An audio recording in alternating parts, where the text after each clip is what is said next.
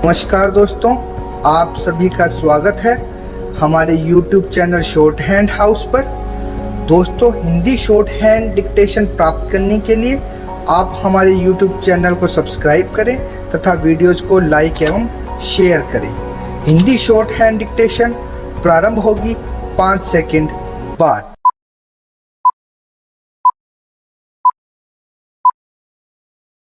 Start. सभापति महोदय, आज हमारे देश में जो ऊपर से लेकर नीचे तक शिक्षा दी जा रही है उसमें व्यवस्था ही एक कारण है जिसकी वजह से शिक्षा का स्तर गिरता जा रहा है।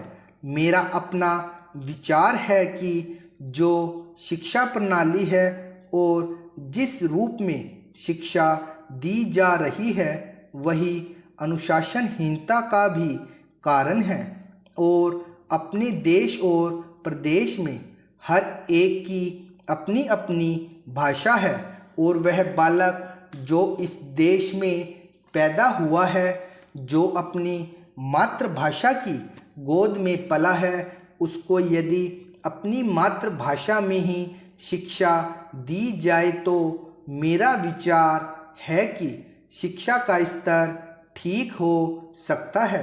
जो सबसे बड़ी भूल और कमी सरकार के द्वारा दी जाने वाली शिक्षा के संबंध में हो रही है वह यह है बालक की मातृभाषा में शिक्षा न देकर उसको उस भाषा में शिक्षा देने की व्यवस्था की गई है जो हमारे देश या प्रदेश की भाषा कभी रही ही नहीं। मेरा अभिप्राय विदेशी भाषा अंग्रेजी से है। मैं यह मानकर चलता हूँ कि जब से यह भाषा इस देश में आई है, चाहे वह किसी कारण से आई हो, इसे आप भी और इस माननीय सदन के सदस्य भी जानते हैं कि उससे बुरे परिणाम ही निकले हैं। कोई भलाई नहीं हुई है। इस देश को जो हानि हुई है वह किसी से छिपी नहीं है। हम देख रहे हैं कि हमारे यहाँ जितना फैशन बढ़ रहा है और जितनी वेशभूषा बिगड़ रही है वह सब अंग्रेजी भाषा के ही कारण है। जिस समय यहाँ पर अंग्रेज़ों का राज्य था, प्राय यह देखने को मिलता था कि वे लोग जो विशेष करके किसी न किसी तरह से सरकारी पक्ष के ही होते थे, अंग्रेज़ों से मिलने के लिए जाते समय अंग्रेजी वेशभूषा का ही प्रयोग करते थे। परंतु यह इस प्रदेश और इस देश का दुर्भाग्य है कि अंग्रेज़ों का राज्य समाप्त हो जाने के बाद भी लोग उनकी वेशभूषा को पहनते चले जा रहे हैं। इससे जो प्रभाव हमारे देश के फैशन पर पड़ा उससे लाभ के बजाय हानि ही हुई है और हो भी रही है। मेरा ऐसा विचार है कि अंग्रेजी वेशभूषा से इस देश को बहुत हानि हुई है। भारत की गौरवपूर्ण सभ्यता और संस्कृति के संरक्षण पर पर्याप्त ध्यान देने की आवश्यकता है। अध्यक्ष महोदय, मैं आपको एक और बात बतलाना चाहती हूँ और वह यह है कि कृषि विभाग को योजना आयोग ने बहुत गलत रास्ते में बिठा दिया है।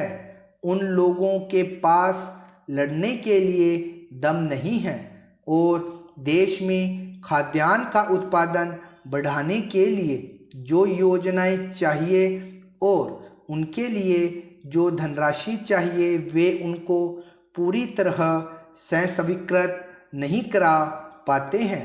कृषि विभाग तो जमीन की तरह आधार होता है और उसी पर देश के लिए पर्याप्त अन्न पैदा करने का महान भार है। इसलिए यह बहुत आवश्यक है कि अधिक अन्न उपजाने के मार्ग में जो भी आवश्यक कदम यह विभाग उठाना चाहे उसमें किसी तरह की रुकावट न हो। बहुत सी हड़तालें हो सकती है, मजदूर काम से बरी हो सकते हैं, लेकिन किसी भी हालत में वे खाने से बरी नहीं हो सकते।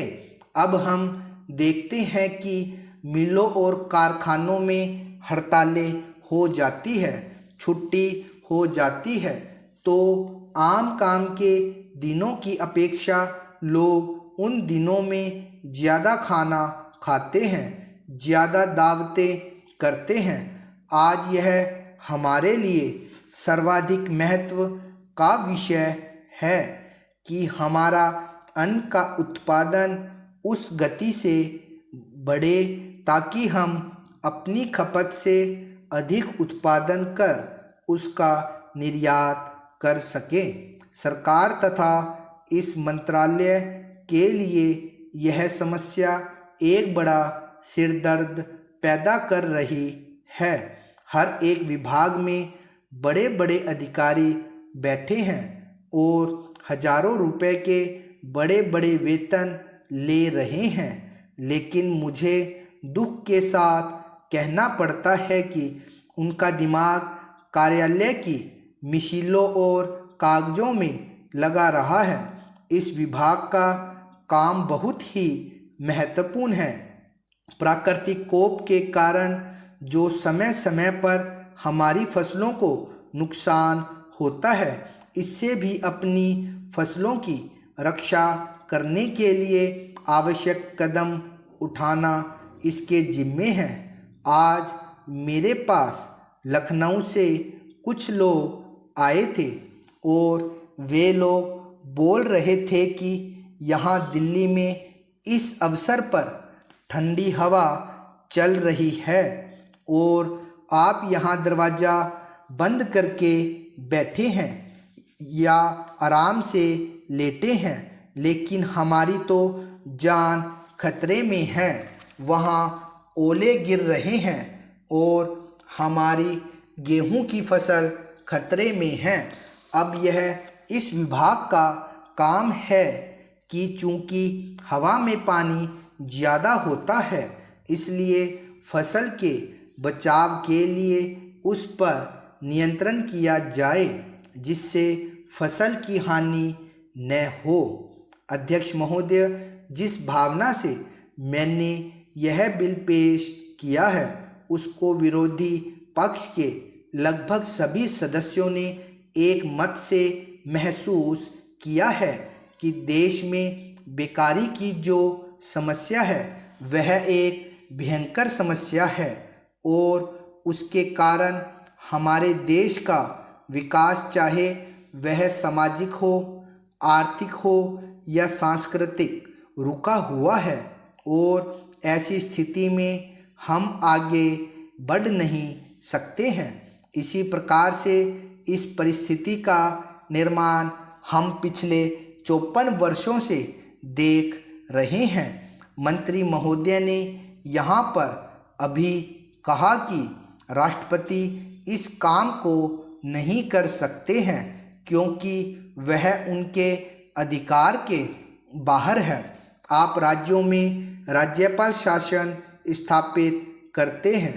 जब यह देखते हैं कि किसी राज्य में वहाँ की व्यवस्था, वहाँ का विकास ठीक नहीं हो रहा है, जब किसी राज्य में वहाँ की व्यवस्था, वहाँ का विकास ठीक नहीं हो रहा है, जब किसी राज्य में गड़बड़ी फैल रही हो, विकास का काम समाप्त हो गया हो और जिम्मेदारी से लोग काम न करते हों, तो वहाँ पर राज्यपाल शासन स्थापित किया जाता है।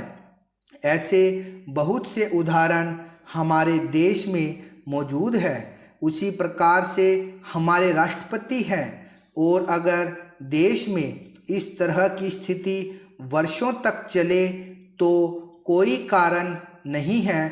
आपात के रूप में राष्ट्रपति इस देश की सुरक्षा के लिए, इस देश की उन्नति के लिए जिम्मेदारी अपने हाथ में न ले सके।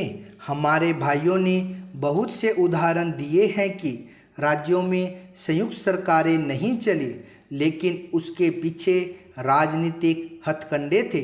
अगर कोई राजनीतिक पार्टी जिम्मेदारी से काम नहीं करती तो विधान में यह स्पष्ट है कि राष्ट्रपति शासन अपने हाथ में ले। मैं एक उदाहरण देता हूँ कि संविधान में आदिवासी हरिजनों के उत्थान के लिए प्रण किया गया था कि 10 वर्ष में उनकी सामाजिक तथा आर्थिक स्थिति को सुधार देंगे, लेकिन यह सरकार उसमें भी असफल रही। उसको एक बार 10 वर्ष के लिए बढ़ाया गया और दोबारा फिर 10 वर्ष के लिए बढ़ाया गया। इसी तरह से उसको बढ़ाते जा रहे हैं, लेकिन उनकी आर्थिक और सामाजिक उन्नति आप नहीं कर पाए हैं। इस काम में सरकार बिल्कुल असफल हुई है। पिछली बार सरकार पर अविश्वास का प्रस्ताव भी आया था और वह पास होने वाला था। इसलिए मेरा कहना है कि हमारे देश में यह जो बेकारी की समस्या है वह एक बहुत ही भयंकर समस्या है। स्टॉप। 100 शब्द प्रति मिनट की गति से थी यह डिक्टेशन। रामधारी गुप्ता खंड 1 के अभ्यास 10, 11 और 12 से है। इनका आप लिखकर बार बार अभ्यास कीजिए तथा ट्रांसक्राइब जरूर कीजिए। धन्यवाद।